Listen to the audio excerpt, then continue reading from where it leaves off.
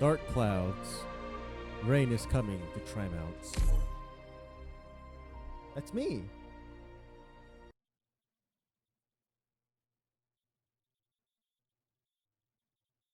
If, in a century or a millennium, our descendants walk among the stars, the masses will sing her praises.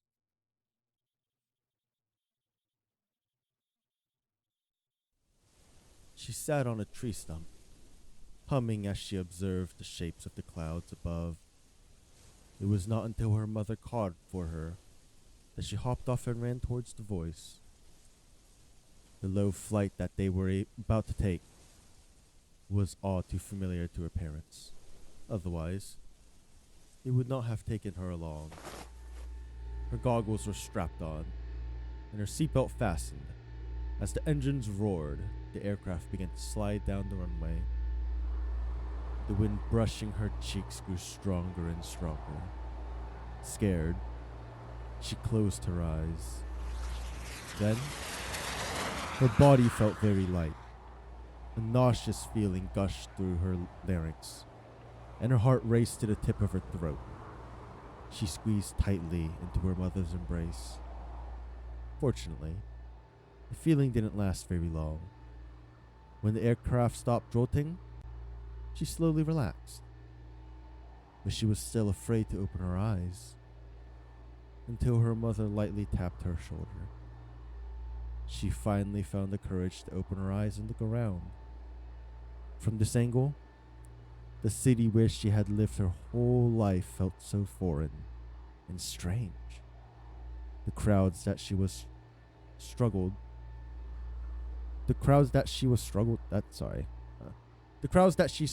to squeeze through now looked like tiny, insignificant insects. Her mother pointed up, prompting her to look. That grammatical error really got me there, my bad. The sky was so clear and bright.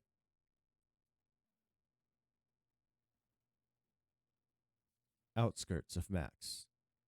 District of Columbia. 1099.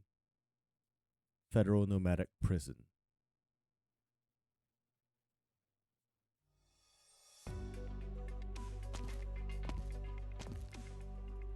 Sir, you're sick. What? I'm as healthy as can be. No, I can tell. Alcoholic, crapulent, and insomniac. In this oppressive nomadic prison, surely you haven't had the chance to enjoy much of the finer things in life. You're right about that. I mean, no offense. I get the sense that you might need some rest and recreation. Have you been to Siesta? Minos? Please, stop making fun of me. No. This is an invitation. Please, choose one. Think of it as a way to kill time as this boring wait drags on. Minos. Ah, Minos, the fruity aroma of its streets rides the wind past its pristine white walls.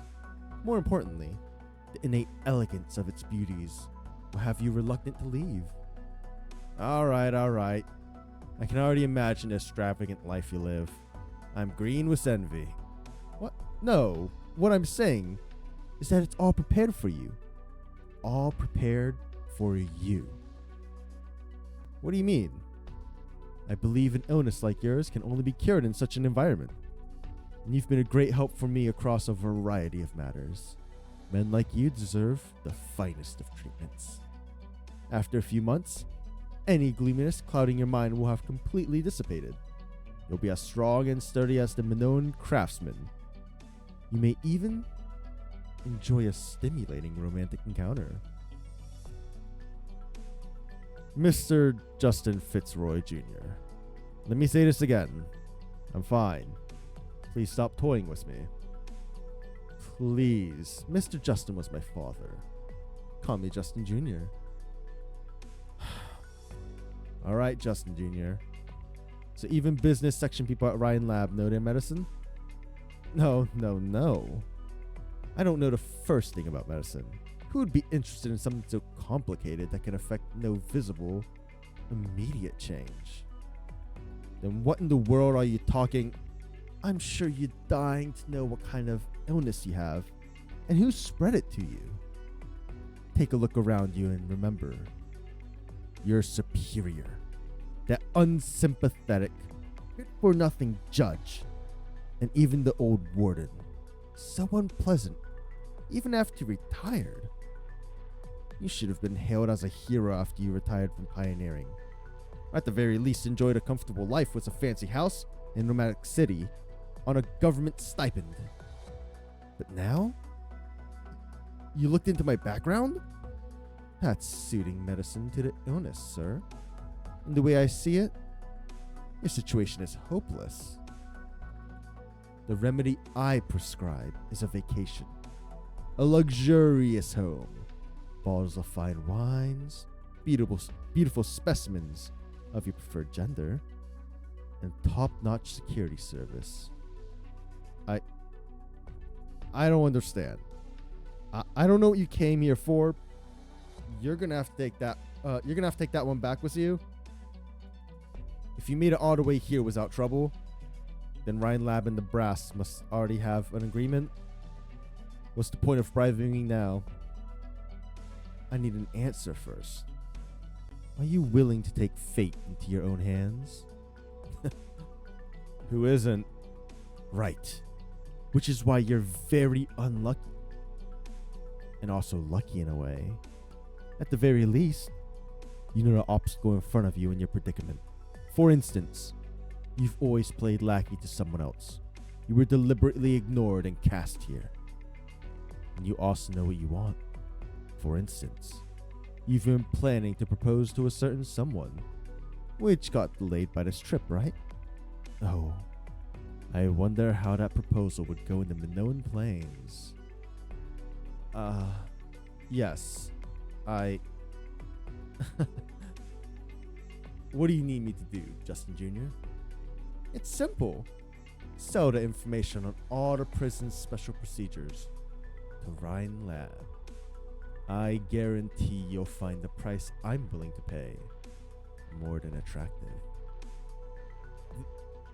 That certainly wouldn't be hard, but you'll be held accountable? We came prepared. I mean it. The old men behind you have a serious appetite. I spent twice my budget to get all this in order. They've been plenty arrogant the last couple years. And that won't do. Those greedy, selfish idiots have been willing to face facts. Oh, haven't been willing to face facts. What do they think they are? Some kind of Ursus or Lithanian nobles? I prefer practical men like you. So does Ryan Lab. So, you could make a considerable fortune out of all this. Then, you and I can send these stubborn old men to prison. They won't get a chance to turn things around for the rest of their miserable lives. Doesn't that sound nice? You want me to defect?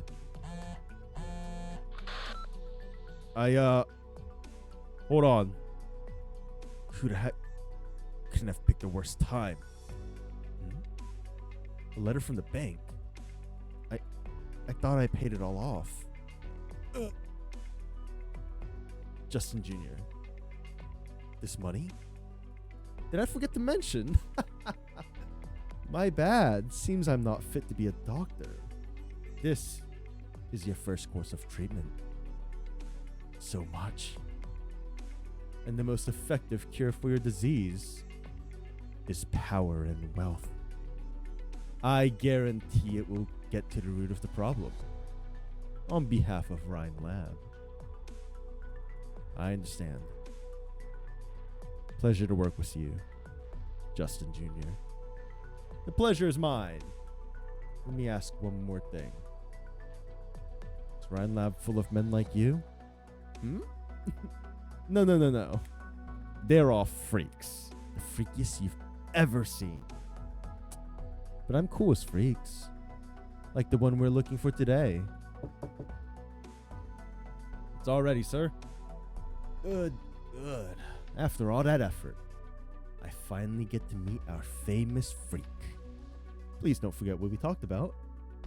I hope you'll be at my cocktail party in Trimouts next month as my personal guest. No invitation necessary. That guy is sleazy. I don't trust him.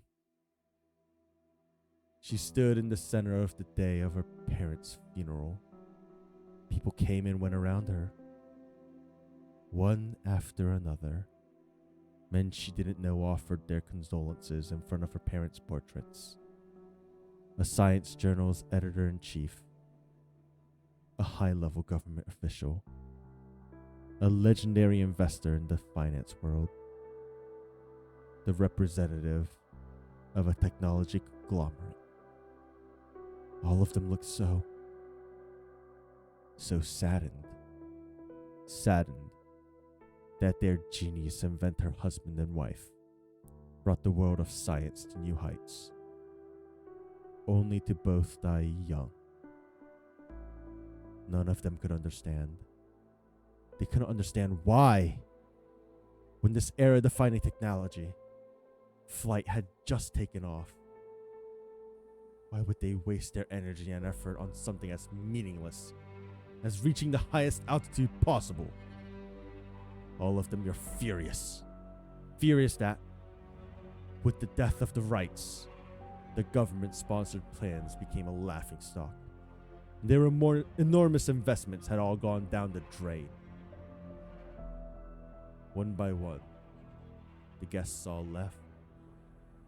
She alone stood in front of her parents' grave and lifted her head up to look at the clear sky. Yet it was so dark and gloomy.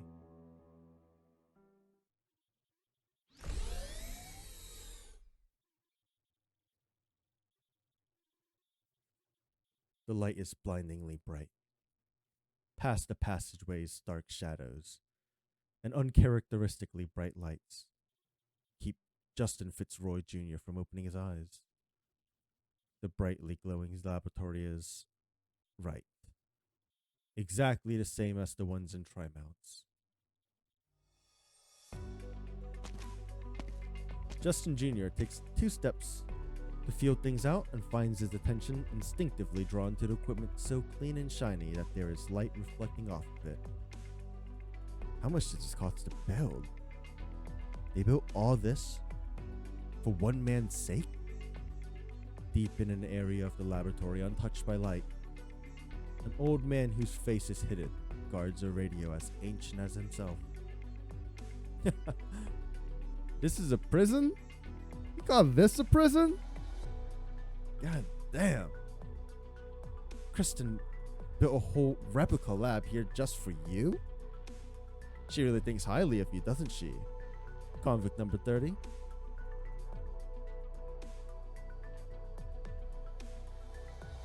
You aren't the regular liaison, but I've seen your face. You're Ryan Lab Director. Oh, that's just hurtful. I played no small part in expanding the company to its current size in such a short period of time. How could Kristen not have told you about me? I have no interest in people like you. I'm a sick, crippled man. What do you want from me? Don't talk like that. I've read your file. You were extraordinary. If it wasn't for... Sorry. I'm pretty sensitive about the past. Oh, alright. But I'm really curious. What is it that Kristen wants you to accomplish so badly? She went to all this trouble. She didn't tell you? Which means you have no need to know, boy. This isn't the first time a science freak has mocked me. Well, no biggie. My job here is to take you away. Looks like your little project has moved on to its next stage. She needs you there in person. It's about her survival plan. So you do know. You sly little punk. All I know is Kristen has had you working on something to do with Originum and the human body. It's not my area of expertise, but at the very least, I know one thing. Ryan Lab's control is not a coward who fears death, and she definitely has no illnesses that need healing. Which means there's something else going on that's making her desperate for a way to extend her life. Some kind of extreme circumstances? You're a smart one. No wonder she chose you to bring me out of this place. But you'll have to wait a little longer. It's almost time for the Vice President's speech. A speech? You're into politics now? No. Today is going to be an interesting day. Patience is a virtue, kid. Now, we still have to introduce ourselves. I'm Logan Williams. It's a pleasure. I'm Justin Fitzroy Jr., Business Section Director at Ryan Lab, an outsider to the world of science and technology. I'm only here to bear witness to history, sir.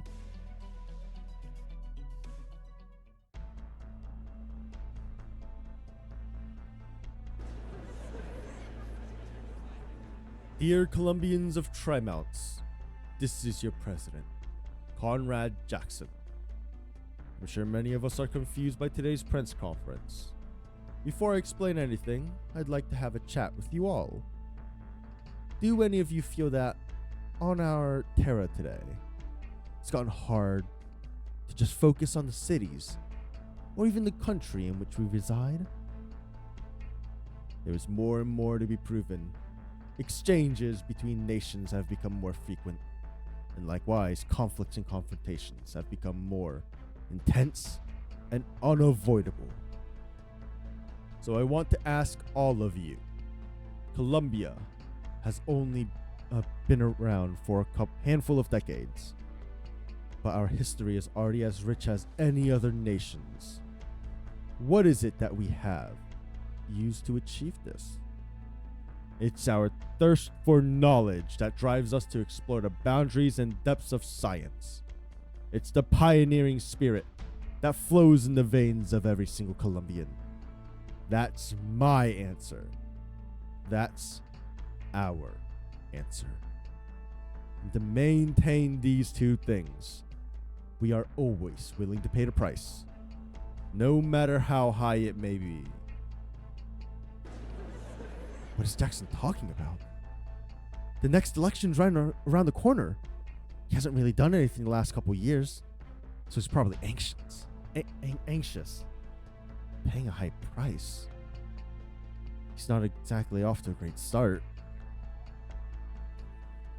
In this city of technology, Trimounts, there are over a dozen special plates.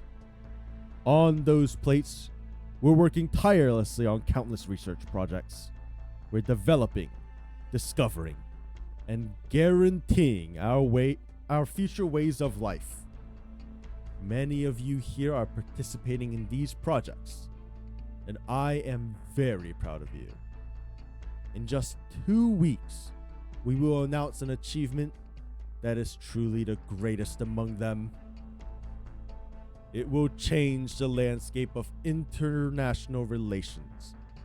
It will allow us to seize the initiative, to never again fear any storm across any lands. It will be Colombia's first step into a new era.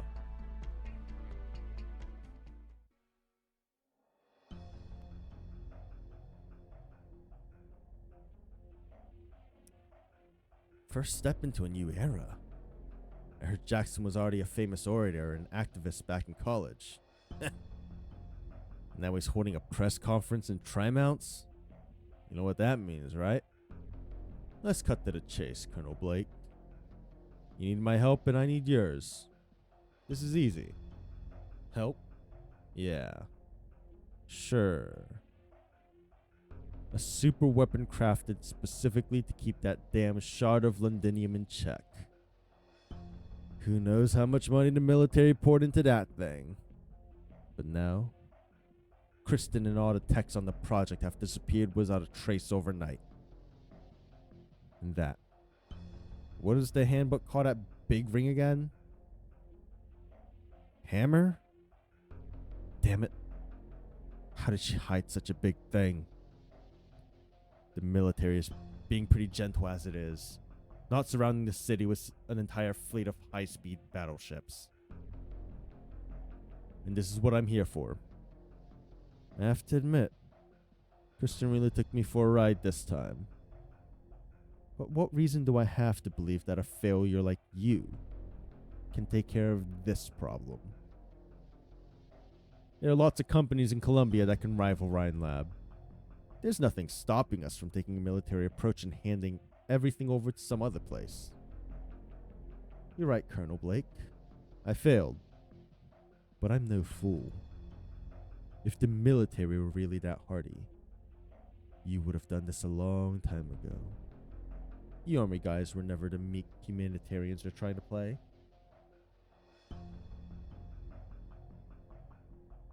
And I, the former Director of Energy. I know, Ryan Lab. With my help, whatever you end up doing will go much smoother. Especially if you want to take care of this as quickly and as quietly as possible. Why should I trust you again? Is there anyone easier to keep in check than a failure with nothing to his name? I never thought there would come a day where you called yourself a failure. Ferdinand. Why are you so fixated on this? Always high and mighty, never revealing her secrets. She threw everyone's hard work and achievements under the bus, sacrificing the whole of Ryan Lab. Kristen doesn't have the right. No one does. Alright, that's the most convincing thing you've said today.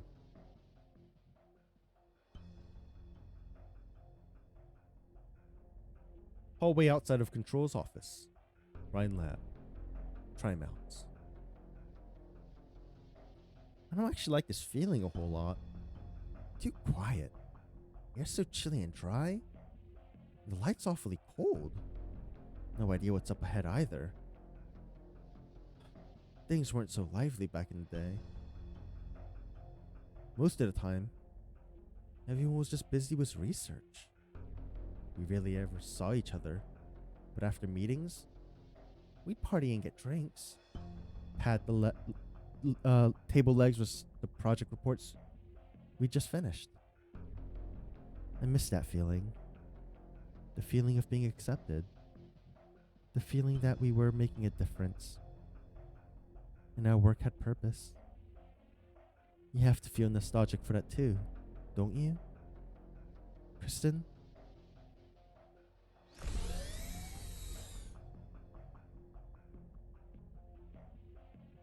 You can stop dragging your gross tail across the floor? Nobody's gonna come clean today. Hol Hayak. Oh. So you've come here to cry your eyes out, huh?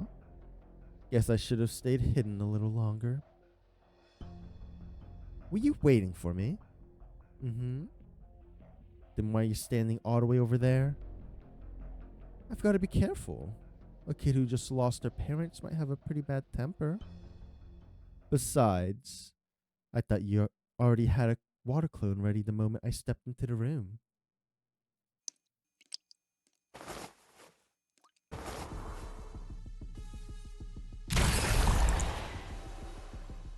Since I'm found out, I might as well drown you right away and stuff you into a dead power armor. Oh?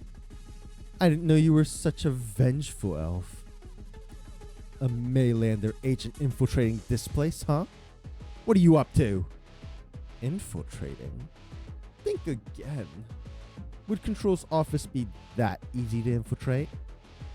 Are you working for Control? What kind of deal do you two have? And what she got you doing for her? Are you betraying the Maylander Foundation for this? Oh, I can't pronounce that, man. Kukulkan? So many questions. Why don't you ask Kristen yourself? You're so close to her. I'm sure she'd tell you. right. You're at the end of your rope. Why else would you expect to find control in her office? Huh. Kristen really asked you to come?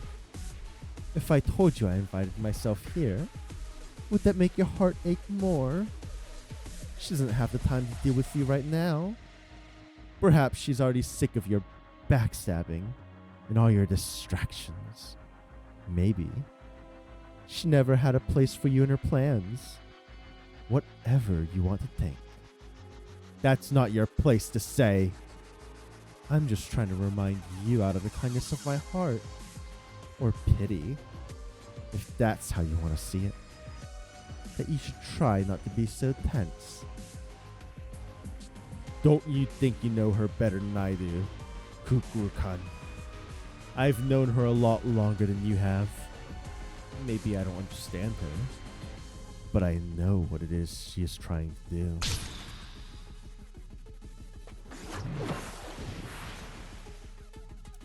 It's hard to blame someone for grasping at straws when they're desperate. But if you get in the way, next time I'll really kill you.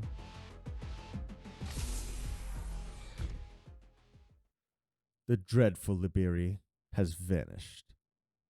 Aside from the droplets of water on the sofa, the fight earlier might as well have never happened. The door closes. Mulsis doesn't try to give chase. There's no telling how much truth there is to Holheak's words, but her presence alone already explains a lot. She should ask Kristen directly. This is why she came here today, and she still has many other questions. Kristen. There was no one here to answer her. Mulsis' voice echoes throughout the empty office.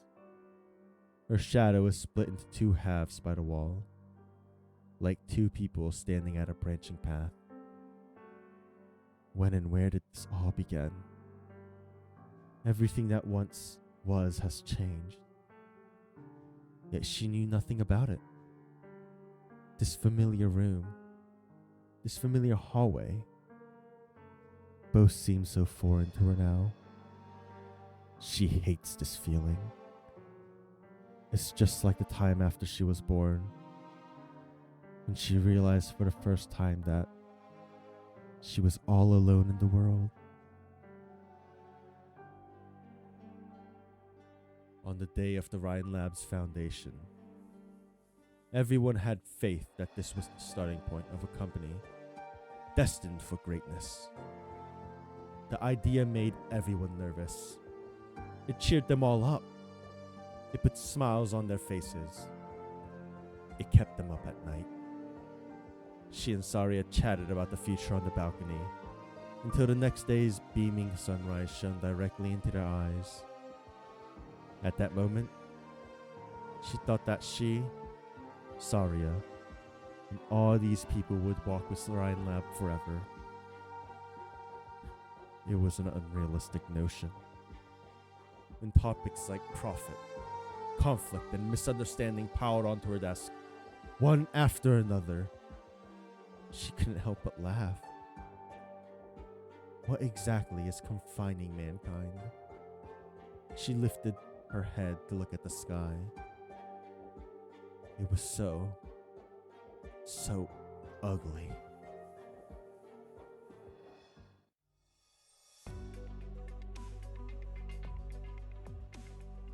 Rest stop. Trimount's outskirts, roughly 18 miles from the city center. Hi there. 4 large cheese dogs. Extra cheese. You got it. Coming right.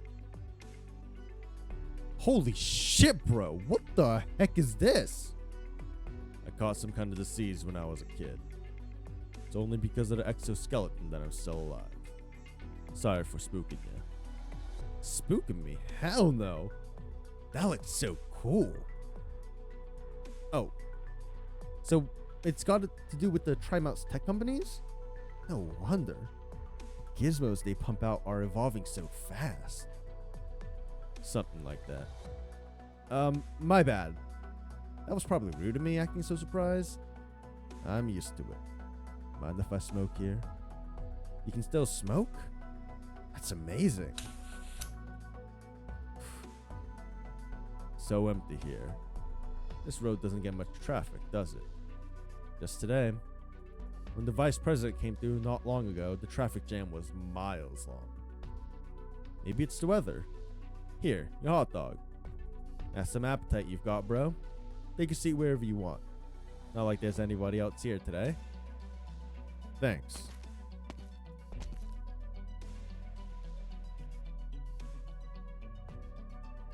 Hot dog, huh? Colombian fast food really is really making strides. Well, it's all the same to me.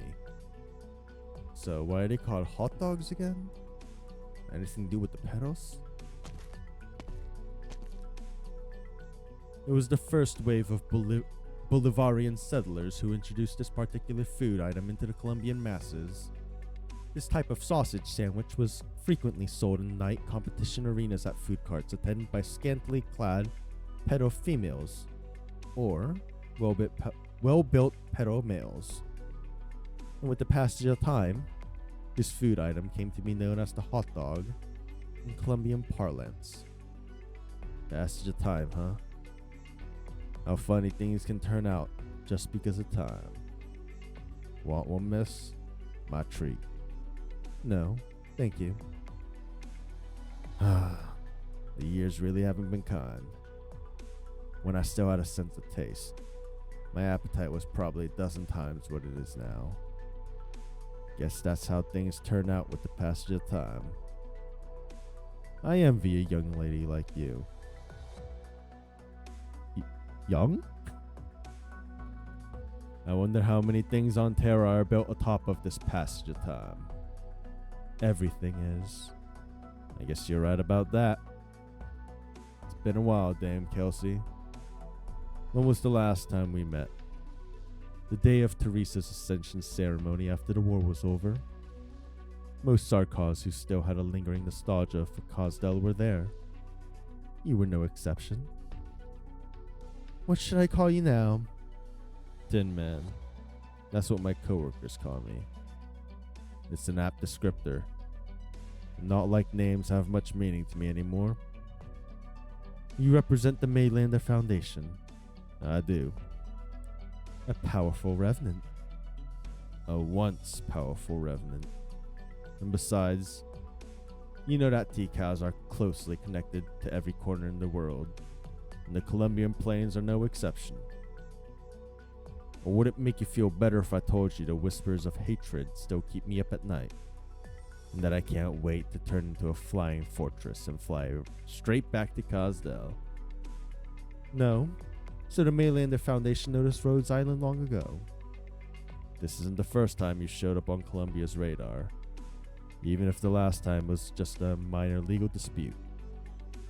Was that in Toronto or someplace else? Rhodes Island is still a young organization. You know who it belonged to and what course it has taken. I'm not trying to talk you into giving up, but based on our agent's intel, too many old friends are mixed up in this mess. A fair amount of them are your old friends too. I have no issues with Rhodes Island getting involved in this, so long as you hear Maylander's thoughts first. Is it thoughts you want Rhodes Island to hear? Or demands? Regardless, personally speaking, I do hope we're on the same side this time, Dame Kelsey. I understand. Are those girls yours?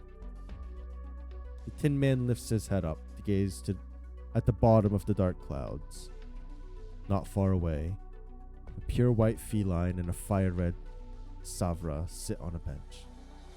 The Savra girl enthusiastically tries to tell something to her buddy, but her buddy simply stares at the sky, seemingly paying no attention whatsoever. She is thinking about the past. She seems to know why she received that letter, and why she had to come back to this country. But she actually doesn't understand it all that well. She is simply thinking that there are things you have to face, sooner or later. I should remember this place, but I don't think I wrote it down. Why didn't I write it down? Do I need to remember this place? Duh! You don't remember anything, no matter what I ask you. This sucks. Do you remember? Me? Of course I remember. This is Columbia. I've been here, and I hear you've been too.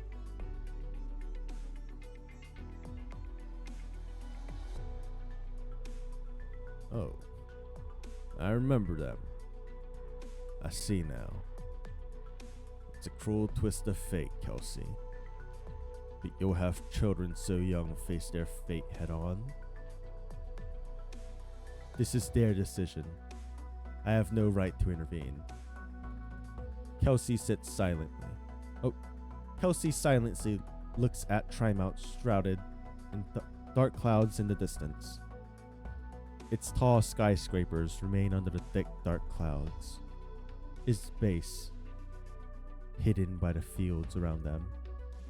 Likewise, the Tin Man lifts his head. Up in the sky above the city and entire lands, at an unreachable altitude that mankind has dreamt of reaching for thousands of years. A burning fireball is tearing through the skies like a falling star. Ifrit, do you want to hear a story? A story? Alright. Today's story takes place in a beautiful city in Sargon. There was once a well-respected king, loved by his people. But when he finally grew old, he had an anxious look on his face, never calming down for even a second. He gave it his all to rule his city. But he found out that not one thing in the city would bear his mark forever. His statues would crumble, and his legends would fade. People forget too easily. In the final days of his life, he eagerly hoped for there to be something that could truly symbolize his whole legacy and ensure that it would be told for generations to come. And so he asked his wife. He hoped to find this treasure together with her. Together. They searched all over the lands and found a bottomless pit of gold, clothing that restored use, a magic mirror that allowed its user to change races at will, a sword that could rend mountains, and a treasure map that led to mythical realms. None of these were what the king wanted. They were all too specific, and the desires they bore were too strong. The old king did not think any of these could represent his legacy. This left the queen stricken with grief. She prayed to the night skies that her husband would get his wish. Finally, hearing her faithful prayers, a star arrived in the mortal realm. Ifrit stares blankly at the blazing red tail sweeping through the sky. She suddenly recalls a story out of the thousands that silence has told her. Legend has it, there is always hope whenever a star so happens to land. The difference is that divine mankind are mended the moment the star reaches the ground, and everyone's wishes will be fulfilled all at once. Will a star come falling down? There's no time to think. Time is flying by. I wish for... Oh, you can't just end it like that. What does she wish for? Man. Well, I guess we'll find out next time.